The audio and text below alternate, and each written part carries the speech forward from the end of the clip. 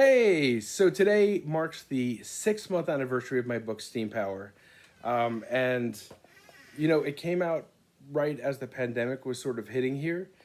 So, unfortunately, I had huge plans to travel the country and present and share my book, but none of that happened like so many other things.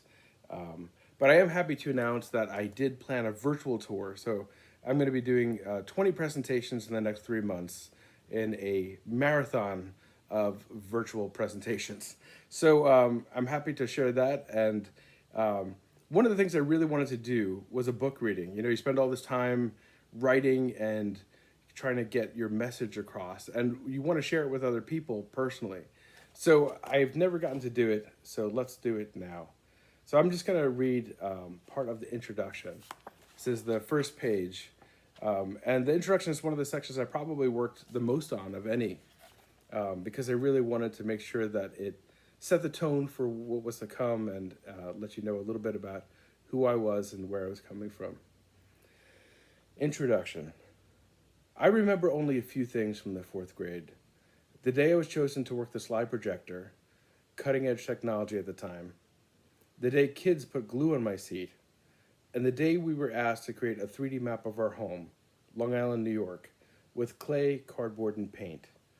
The truth was, from the moment I first encountered Mrs. Brush's classroom and saw the example hanging up, it's all I wanted to do in class. I waited excitingly for the day we would make one, and when the time came, I took a risk. I chose to lower the hills when they approached the rivers because it made more sense to me. But it wasn't in the instructions, and my classmates called me out on it. Thankfully, Mrs. Brush made it a teachable moment, shared that it was correct, and approved of my choice.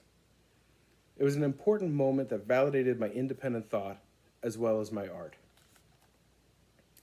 I've been an artist for as long as I could remember. It's always been part of me.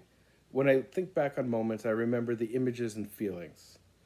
These days, I draw my sketchbook and create with technology daily, and I still love to explore different subjects through art. When I introduce myself to others and they hear I'm an artist, they often ask how much work I sell, how well I draw, or if my work is exhibited in museums and galleries.